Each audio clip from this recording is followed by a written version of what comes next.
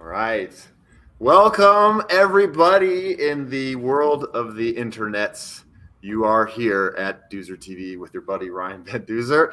And I have two amazing special guests tonight. One of them you all know pretty well. We have Alisa Geiser right above me. What's up? And in the big square over here, we have Analise Cleopatra. And she is the star and director, creator of a really awesome new bikepacking film called Pedal Through. And I really find it inspiring and fun. And Alisa above me played a big role in creating it and editing it. She was the story producer. And we're going to talk to her about some of the behind the scenes things. And we're going to talk with Annelise about her first bike packing trip. But for my audience, if you haven't watched it, I highly recommend go checking it out. It's on the REI YouTube page. It's called Pedal Through. I'll put a link down in the bottom here. But it's essentially a story about three women going on a bike packing trip for the first time ever. And I don't want to say too much because this isn't my show. It's your show, ladies. And so quick introduction from both of you, and then we'll get into what the film's all about. So let's start with Alisa right above me. Hi, friends. Some of you may already know me. My name is Alisa Geiser. I'm a writer and filmmaker currently based in Portland. And yeah, I had the great honor and pleasure of working on Pedal Through with a just fantastic team of athletes and filmmakers. And I got to help film it, go along on the adventure. I helped story produce it, which was or I did story produce it. I helped create the story as a story producer. Yeah. Actually, really quickly, for those of us who don't know film lingo, what does a story producer do? It's like you're like the midwife for the story. So the director obviously, has that overall vision, but you are there to assist that vision in becoming in the way assist in the way they share that vision, right? Gotcha. So Annelise and Ali had their idea of what the story was going to be, and I was just there to help them tell it in the best way possible. Yeah, that was my role. It's just you're supporting the manifestation of the story through both the words and the visual, and just like how it's approached, like, what are our strongest angles, what are our strongest messages, like, and there's, you do a lot of the scripting, you do a lot of the interviewing, and just shape that whole approach to finding what the core story is, and how to best share it with your audience. Very cool. And I just want to add that it wasn't just you two that were part of this film. I forgot to say, Ali Nicholas was the co-director.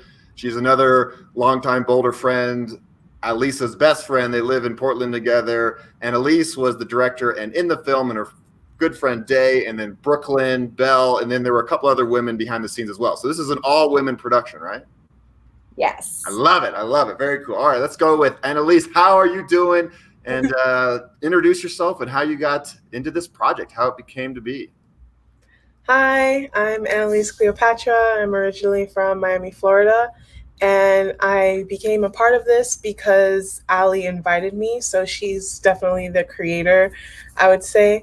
And I got to be the subject and the co-director, but I was definitely under her leadership as a first-time director. And I learned so much from her and being able to do this project. And it was my first time bikepacking, and it was really cool. And I was very anxious, and I had a great time. Why bikepacking? What was it that inspired you to pick that type of adventure? Well, Ali was already familiar with it, and since I had never mountain biked before, it seemed like a really interesting angle and opportunity. And also, I was really excited to try. This is not something I had ever considered before she brought up to me. I didn't quite understand that, like, how it was a thing. So you're like biking, and then you have a tent on your bike and you stop and camp and wake up and do it again. It's like, It's a very foreign concept for me. Like in Portland, I'd been on hikes and like day trips to the coast and stuff, but never even like really a camping trip. So this was really, really cool. yeah, I know it was cool, and you talk a lot about it. Your voiceover over throughout the film is really poetic, and I love it, and that's what really draws me into it. You're very relatable to somebody who maybe hasn't gone on a bikepacking trip or done any sort of extended outdoor adventure. How did you deal with fear? You know, fear is something we all deal with, and you're going into something brand new. And not only that, are you doing this, but you have cameras in your face. People are documenting you do everything. Yeah. I think depending on the day, I dealt with it in different ways, but a big part of that was my friend Day. Her being there really brought me, I felt like it centered me and brought me a lot of peace because, you know, we're pretty close. My mom has come to Portland, and when she came, we had Thanksgiving at Day's house with her family. So I definitely felt just like really safe. And as well as it being her first time too, I didn't feel as insecure as I did around some of the other girls who were just like, not only like professionals in their craft, but just like, you know, very comfortable in the space, which was really great to lean on, but sometimes did make me feel like, is this a stupid question? Like, I don't know. It was just, it felt, it was nice to have that balance to be able to lean on other girls at different moments. And there is a point in the film toward the end where you talk about how people can do great things with support. Mm-hmm. You had your friend there, Day, and you had Brooklyn Bell, who is a professional mountain biker that came as somewhat of a mentor figure. Mm-hmm. Talk about that. You know, that's something really, I think that's powerful just for any type of challenge humans face in the world, not only something in the outdoors, a physical challenge, but when we have people supporting us and lifting us up. Yeah. I think I was kind of intimidated by some of the other films that were talked about, and like those kind of centering on the self-supported ride, you know? So I was like very aware that that's not what we were doing. And so I just like being able to be real with myself about that. And also like riding next to Brooklyn, who is just like makes it all look so easy. Like she'd be like, oh, this part should be pretty cruiser, and I'm like dying. But it was super humbling to be around everyone who is just like so good at what they do, and let like that's not easy for me, because like especially when we were biking, like it made me feel very weak at certain points, but it was like beautifully humbling, which felt really good to lean into. Absolutely. And you know, you said it a little bit earlier, and Brooklyn even said this, I think, in one of her interviews, that she's never seen a biking film with 3 Black women in it. And this is a question for both of you, because Alisa up here, you purposely choose projects like this. And I'd just like to hear from you about why it's important that we see more of this. Yeah. Do you want me to start? Or Yeah, you start. Yeah, we'll put you there. Oh, okay. Yeah, I mean, I think this project spoke to me for just a number of reasons. There is a lot of value, not just in showing that it's not just white dudes out on bikes, you know, white dudes doing rad shit. As I like to say, a lot of our outdoor content tends to be that. Yeah. But also having, Black people, women, behind the lens and sharing their stories. So having those perspectives. And so this film, especially, in the outdoor industry, we talk a lot about diversity and inclusion. It's like, you know, there's a lot of talk about this, but like, what are we actually doing? Are we just like bringing in some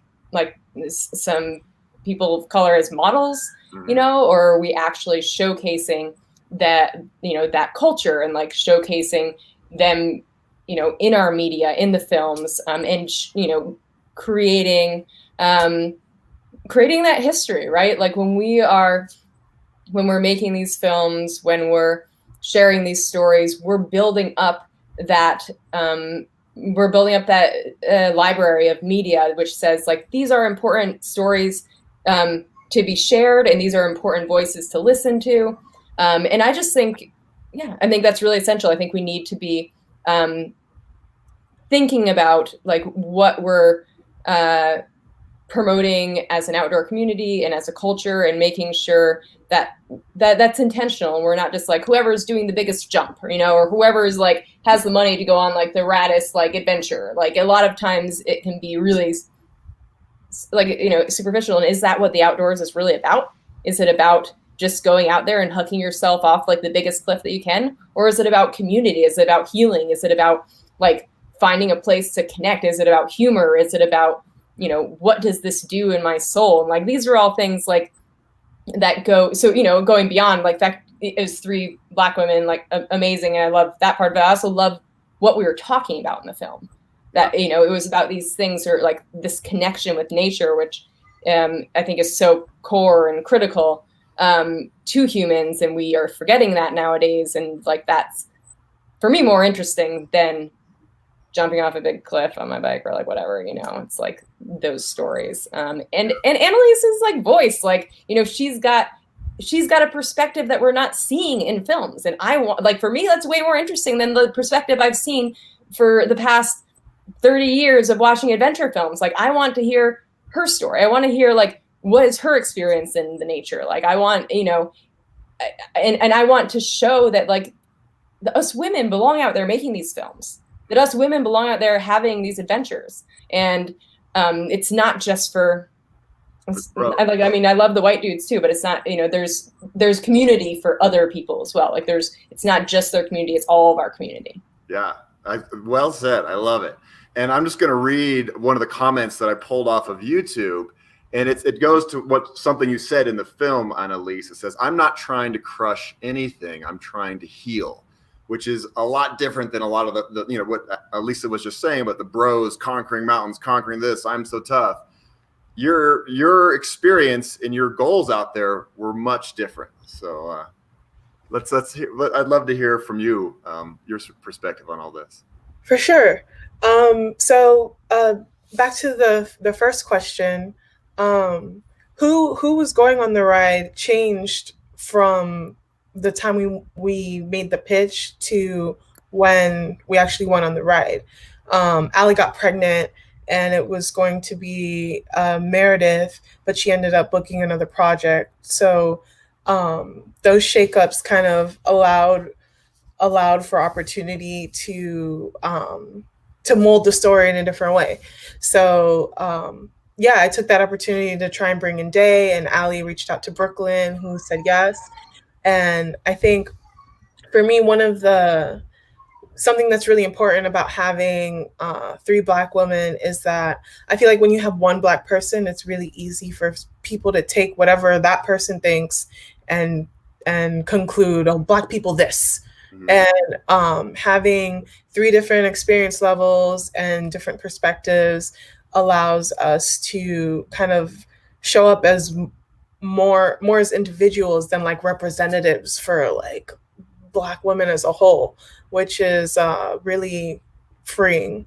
As well as I really wanted to appeal to people who are not as familiar with the outdoors, and like me, were very intimidated, wouldn't know where to start if they weren't brought along, and kind of break the ice and like, oh, it seems like really intimidating, and it can be dangerous, but it's also really fun. Like, and try to get those vibes across, because I can ask 4 of my sisters right now, like, let's go to REI, and they're gonna be like, what's that?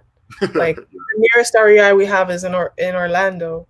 So there is a big world of people who would benefit greatly from these experiences, but are just not in the range, I guess. Yeah. And then, yeah, as far as not wanting to crush it, yeah, I think that really just came from just being humbled by the journey and falling a lot, and also like feeling like I wanted to explore more than reach a destination or reach a goal. And because it really wasn't about the distance for me. It was like, if it was up to me, we would have been riding from waterfall to waterfall, drawing in our sketchbooks, and so I think that's just where that came from, and just kind of wanting to slow down, like still move forward, but at a pace. Yeah. And I just want to give my audience, if you haven't watched the film, what they did was they rode 130 miles over 6 days. So it was a very big trip. It wasn't just like a one-time overnighter. You were out there for a full week. So that was the scale of the project. And you mentioned that you wanted to benefit people, and you absolutely did. I've gone through the comments on YouTube and I read all these beautiful things people are saying about you. I want to just share one of them. It says, "This was so beautiful. Anna's message touched my heart. I could totally relate to her struggles and triumphs. As a woman of color, it's so refreshing to see someone who looks like me biking and camping, especially on such a huge platform like REI. Thank you for sharing." And she wants to see more from you, it sounds like. So all the comments on YouTube were like that. People were so psyched to see this. It's never been really done before. And it's sad that it's never been done before, in a way. It's so crazy that people are being nice on the internet. That yeah, that is a good point. Yeah. So a lot of my audience, they've been on bikepacking adventures. They know the routine. Some of them are beginners. Biking in itself is hard. Even if you're just going out for a 2-hour mountain bike ride, you did it for 6 straight days. What was your training process for this like? How did you get ready physically and mentally? Alisa put together a regimen for me to follow, and I had a road bike, and that helped a lot because I would just bike all around Portland all the time. Like, I'd bike to work, and I got my Strava. I got my little Strava on, and just to track and see how far I could make it. I don't even use Strava. You're ahead of the game. It was really fun to just like look at places on the map and see how far I could go. I worked.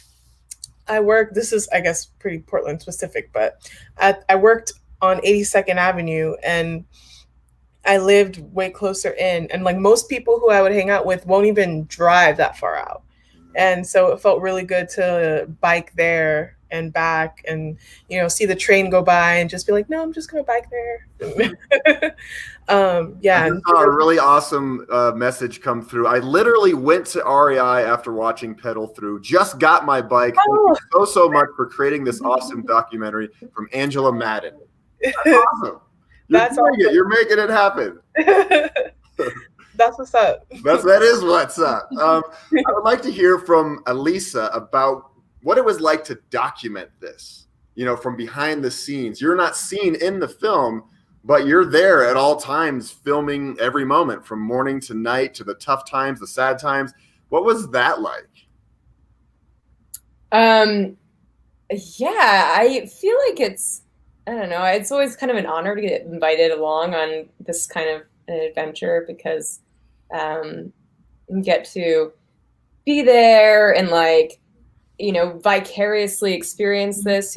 I don't remember what it was like to be introduced to the wilderness, because I grew up in the woods. My parents just threw me out the door. It's like my first poop was in the woods. And then your next 100 poops were also in the woods.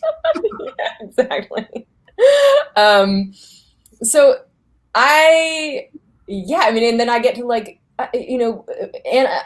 Annelise and Day, and there's so much vulnerability that's just shared there, and there's so much trust that's put in you when you're there and you're documenting this really intimate experience. Like, as you know, all of you guys know, when you're out there biking like every day, or like those of you who have done some bike packing or taken on this kind of adventure, like you are put in such a raw, vulnerable state. You know, you are pushed to the edges of your like physical capacity, like mental, like emotional. And so it's a very vulnerable time. And it was just really an honor to be trusted to be there and document it. We were going through some beautiful country. And so like that was amazing. And like Annelise has she's got an incredible vision. And so I loved like, you know, seeing like the shots that she was capturing. She captured some of my favorite imagery from the film. Like, and I was like seeing the way that she's seeing the nature. And so like, that was really cool to get to like be a part of that and see like how she's interpreting it visually.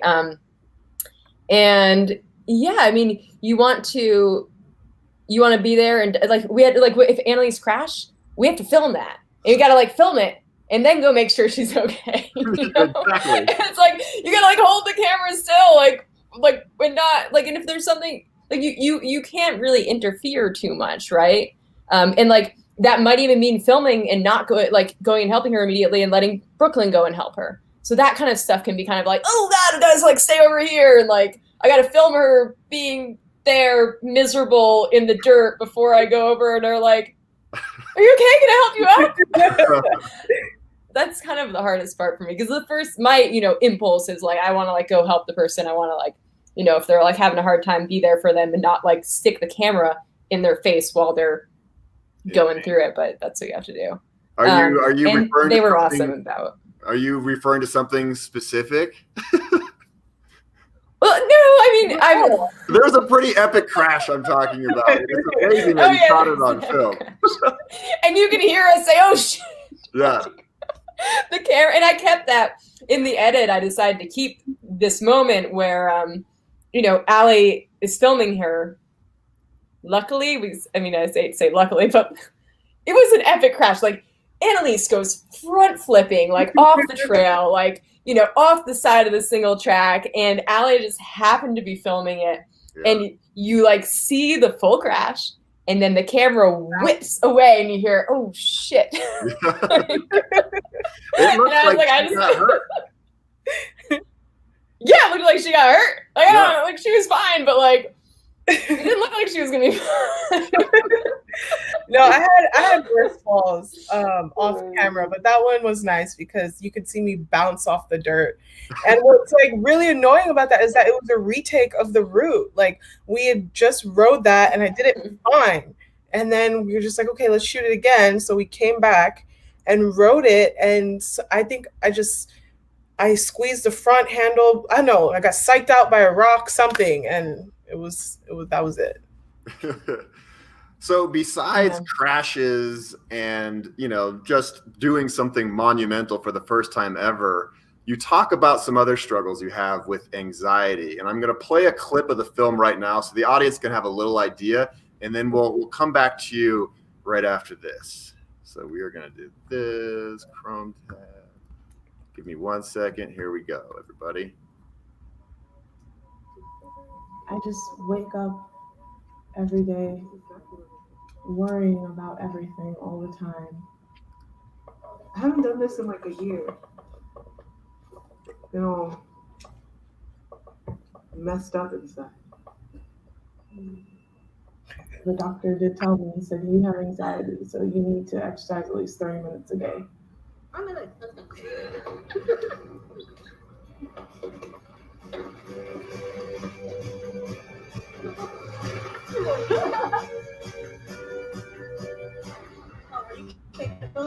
No. People can do great things. All right. So I wanted to show that quick piece so the audience gets an idea of what it all looked like, but also some of the struggles you were going through. And I know for a fact there's a lot of humans out there that deal with anxiety. And how did you overcome that in this instance? Because there's a lot going on here. Yeah. Again, day helped. But also I think just the act of biking, like moving, I feel like what's for me at least, one of the worst things about anxiety is just like when you're ruminating over and over again about a worry, and that biking, like physically moving forward in space, is already a head start, I feel like, in alleviating that. um as well as just like the exercise, like having to focus on the line that you're riding. All that stuff keeps me from really being inside of my head. And also just like relinquishing control, like when you if when you get into a good groove, it's like it's really freeing. And also biking just feels like flying. Yeah. So it you just feel lighter. And I think all of those things really, really help with anxiety. Nice. Yeah. Well said. So not only were you dealing with anxiety and crashing, but there's some of the cutest moments, I think, are when your mom calls you. And I am a total mama's boy. Whenever I go on bike packing trips, I try to stay in touch with her to let her know that I'm okay. And just like our moms all have the same worries. She's asking me about bears and cougars. Talk about your interactions with your mom. And you probably told her you were going to do this, and she's like, she probably didn't even like understand the scope of what you're going to do. She didn't.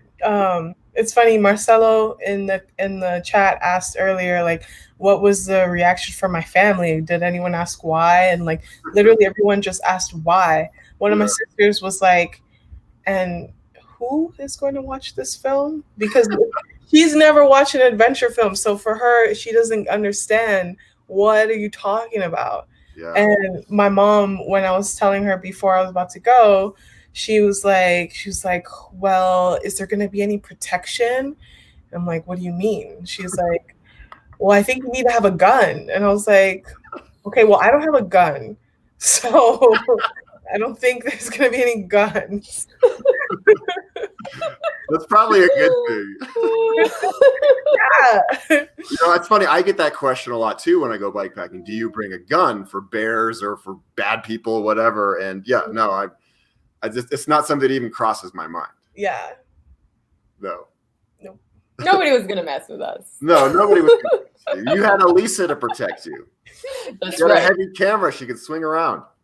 Yeah, I knocked the bear in the head with that thing.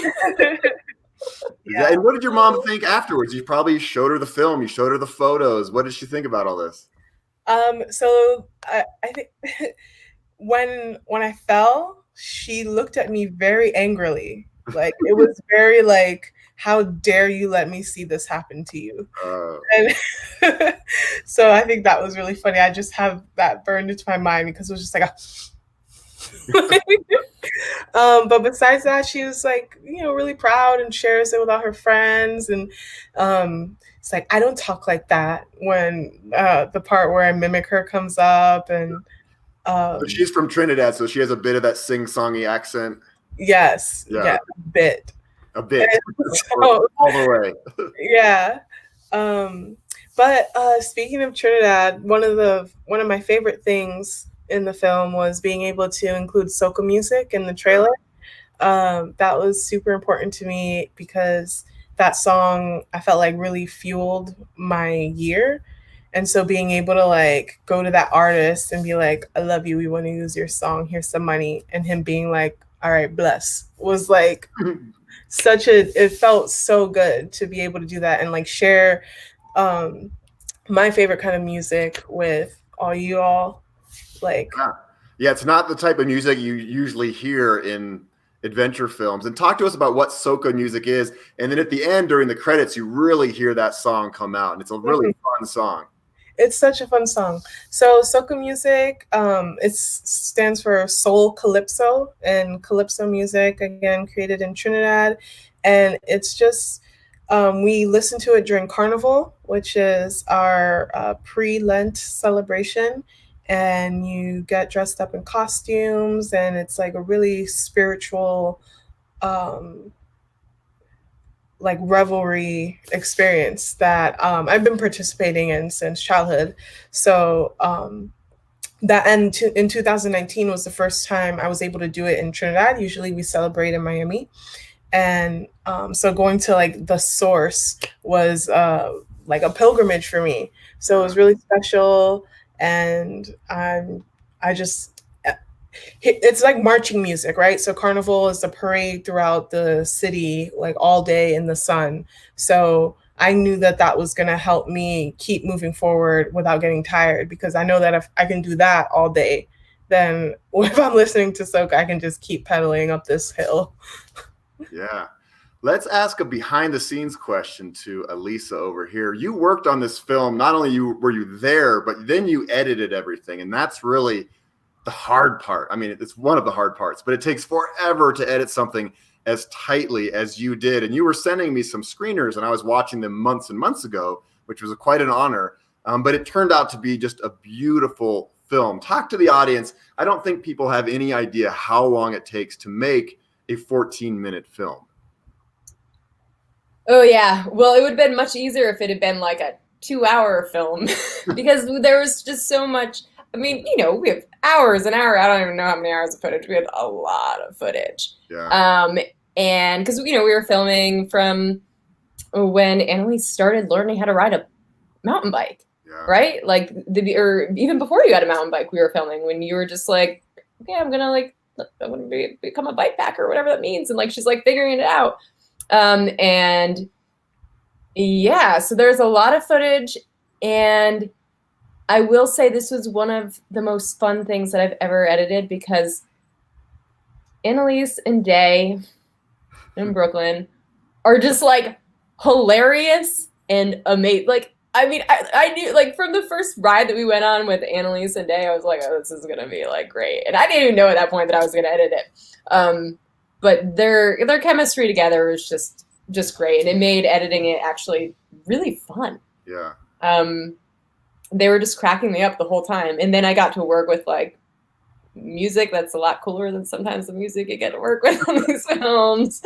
And yeah, it's, you know, you spend a lot of time just going through the footage and being like, you know, this could work, this could not work, and like, you know, what's going to support our story, what's not. The story changes 18 million times. There's a lot of blood, sweat, and tears. And you have to, I mean, there's so many moments, there's so many parts of the story that you guys didn't get to see because it's a 12-minute film. Yeah. And so, you know, you got to see the part of the story that we, but best represents the core of the story, right? Like, you know, but there's only so much that you can share. And so that part's really hard. That part is really hard, like throwing out some of your favorite clips or throwing out some of your favorite moments. You know, there was some parts, like this one conversation about spiders that Annelise in Brooklyn had, which was hilarious. It was like one of the funniest things documented in the film. And like, you know, Brooklyn's like, man, aren't spiders crazy? Like their homes come out of their butts. Like, like, and I was just like, oh my God. And you know, we all wanted the spider conversation in the film, and like there was just nowhere that it fit, and that was devastating. And so Annelise did integrate it into a trailer, so that was cool. But so like I want to play the whole thing. I'm like, let's give, like, where can this 5-minute conversation fit into the film? Maybe it could just be its own little extra. There's some people over here calling for you, Annelise, to make your own YouTube channel.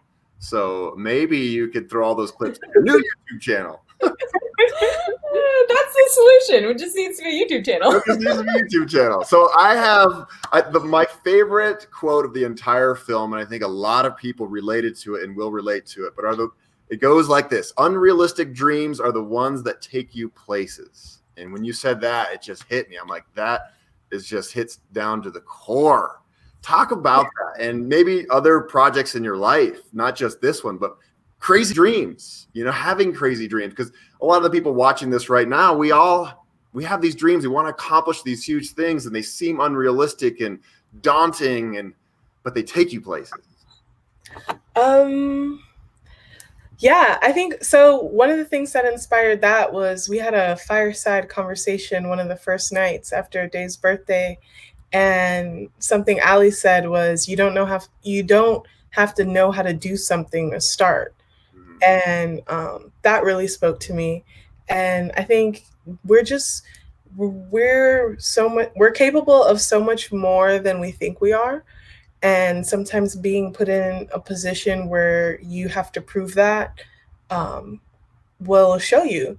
And so I think it's important that like we all kind of like life starts outside of your comfort zone. So anytime you can kind of like wiggle out and just switch it up a bit, I think you'll learn more about yourself and grow. And that's something I really want to challenge myself to do more, and hopefully like inspire people to do. Yeah. Well, I think you are. I mean, that's the great thing about film is now this film is out there in the world, and that quote is forever out there in the internet. And I think it's really gonna inspire a lot of people, and that's really special. So I'm so glad that I don't know. That hit me. It hit me in the feels. Yay! Yay, Alisa. I mean, talk about that as well. I mean, you are another one that has big dreams, and you've done big things all your life. That are the odds have been stacked against you many times, but you come out on top. Yeah, I mean, yeah, I loved that quote, and I loved using that as, yeah, the way that it became kind of a cornerstone for the piece. We are often, our greatest limitations are ourselves, right? Mhm. Like we stop ourselves from pursuing things because of fear of failure. Like we don't think we're ready enough. Like we don't think like that's for us. And it's things like this that teach us to push through that, right? It's like when you go out there and you kind of get yourself into the situation, you're like, I'm going to finish this bike ride, or I'm in it, like I started, And Yeah. so I'm like I'm going until I like fall over or like we get to the end. You've experienced. You did a 3,500 mile bike ride once, didn't you? Oh yeah, exactly. Like we were in it, Yeah, exactly. Yeah, I don't know what you're talking about. 3,500. It's like you're not like I'm not gonna like bail in Minnesota. Yeah. Did we even go through? We Minnesota? didn't go to Minnesota, but you could have easily. So I definitely wasn't gonna bail there. Could have gone through Wisconsin, maybe. That sounds like a horrible place to bail. Yeah. So yeah, I mean, I don't know. It's like kind of a fun game to be like, what's this thing that I don't think I can do? Like I'm gonna go out there and try to do that because like life is all like we're told a lot of things about our limitations and I don't know. Yeah, it can be kind of a fun game to go push those, see what you can do with it. Well, yeah, and that's the whole theme of my channel is to get out there and challenge yourself. And I want people to see that everyday normal people can do these things. You don't need to be an elite athlete. You don't need to have the best gear, because all of that can be intimidating. Because when you do watch adventure films, you see elite athletes having all the most expensive gear, doing crazy stuff. So you think, well, that's what I need, I guess, right? Yeah. Yeah. Ryan, I think we watched that movie 3,200 together. Yeah. Run and Become. And it's about these it's about this race in Brooklyn where they run 3,200 miles around a half-mile block in Brooklyn, and they showcase these different people who take on the race. And like, there's the woman who like trains for years and she gets all the special shoes and like cuts out little parts of them so she doesn't get blisters, and like eats all these nutrition like supplements and whatever. And then there's the guy who like doesn't train, eats donuts every day, like sleeps in his van, like definitely doesn't have anyone there cutting parts out of his shoes. Yeah. And like, who makes it 3,200 miles, right? Yeah. Donut boy. Right, like donut boy. It's like you can. It's really like the heart you bring to it. We can do all this prep and like have all this education and all these like skills. And I mean, like I was born like into I didn't have a lot of like money or stuff like growing up, right? And like I want to learn mountain biking. It's like I took my really shitty bike that my stepfather had abandoned and like went out. It was like had no suspension and like just started riding over stumps and stuff, and in my backyard. And like that was my introduction to mountain biking. And so I hate when there become these barriers to things like you have to have a $3,000 bike to go out mountain bike. Yep. Or you have to like know how to bunny hop or whatever. It's like, nah, just like find a bike, get out there.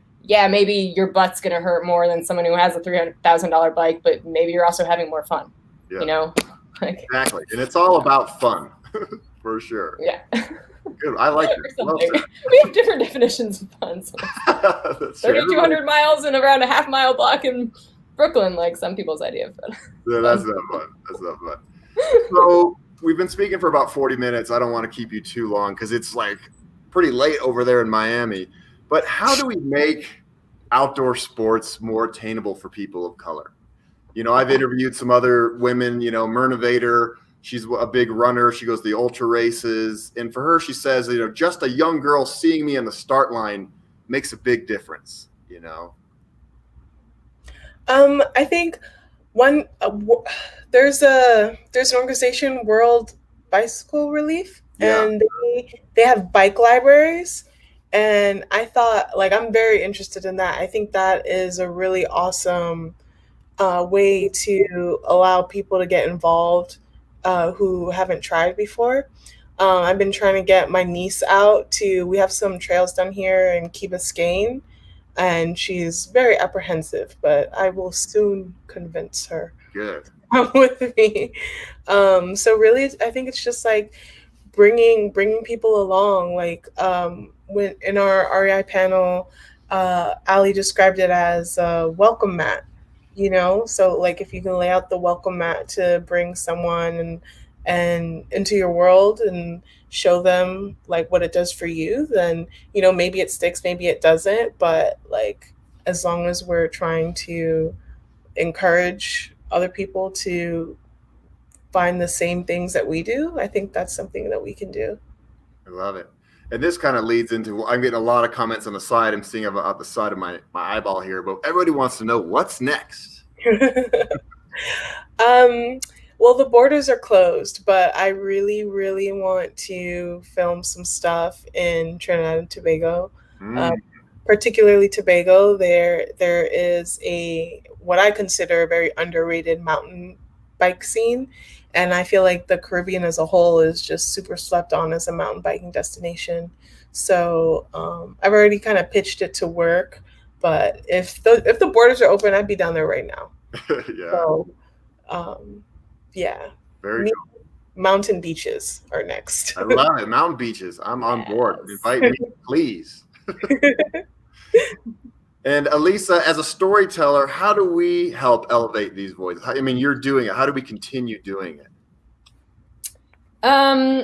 That's a great question. I think we're all just trying to figure that out, right? You know, I think a lot of mistakes have been made in this in that venture, and every time we take it on, it's like we make like it's and then a lot of like things have been done that have worked, and it's definitely a process. But I think as storytellers, the best thing we can do is continue to just really listen and be open, and not keep ourselves like not have our blinders on to what a good story is, right? Like I think when we focus on like just what has worked in the past, like what's made me money, or like, you know, what has like brought sponsors on, we are not looking towards the future. We're not looking towards expanding the realm of storytelling. So I think, just listening and keep putting that welcome mat out. I think continuing to having like things like the Oregon Made, like the Travel Oregon Grant, which supported the creation of this film, really important. That brands and that or, you know, these organizations are putting the money, the funds out there to support our, you know, support voices that have not traditionally been amplified in storytelling, and to like say like, please, like we value these stories. We want these stories to be told. Like, you know, Annelise said earlier when she's talking about, you know, why it was important that there are 3 Black women. It's because like, it's not like there's like one Black voice, right? Like it's just, we need just like, there's like, we need to have many Black voices, many like Black experiences. It needs to not just be like tokenized, right? Like this is just, oh, it's like, you know, like this is what the Black experience is in mountain biking. It's like, no, like there's, you know, we all have different experiences, and all these stories are of value, but it needs to not be tokenized. It needs to just be a regular part of the storytelling process. And I think there is, like, right now is a time for storytellers who have traditionally perhaps been the first ones to get the gigs, been the first ones to get the money, to step back and to say, how can we support? I love what Ali did in this film, which was to say, I'm going to mentor Annelise, right? And help her create her first film so that she can then go out and like keep making films on her own. I think that's a great way to do that, a great way to support. It's like, hey, I'm going to come on, maybe this is the first time director, I'm going to come on as a co-director, I'm going to come on as a producer. And like, I have this access to the funds, I have the access to the sponsors, whatever that is. And I'm going to give that to someone who maybe doesn't have that access yet because they, because of institutional like racism, like, or discrimination, they just haven't necessarily been given the same opportunities as me. So how can I step back and like just pass that opportunity on or support them so that they can like get that equipment, so they can get that first film out there, start building up their portfolio and be able to create more. Yeah. Well said. Love it. All right. So it's been 45 minutes. I would like to let you ladies go enjoy your evenings, but I'd also like to thank the audience, everybody, for being here. Thank you so much. If you want to watch the film, I will link it below, but it's easy to find. Go to the REI YouTube channel and just look up Pedal Through and you'll find it. It has well over 100,000 views. I think it's going to get a lot more. It's going to be on the film festival circuit here soon. You just got into a couple film festivals. Congratulations. And I wish this film and all of you the best. We need more of it. And thank you for joining thank you so much for having us, Ryan. Yay. Bye, everybody. It was great to see all you YouTubers. Thanks for being here with us. Yeah, they love you. What do you call them? YouTubians? Denzians of the YouTube Yeah, they're YouTubians. Yeah, I don't know. Like a YouTuber is somebody who makes videos. Oh, right. A YouTubian is the one who watches. I don't know. Okay.